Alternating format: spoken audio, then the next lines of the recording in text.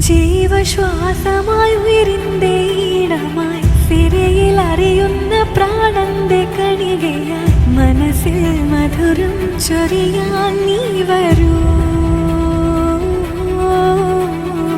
Hridayam കുളിരായി തഴുകും then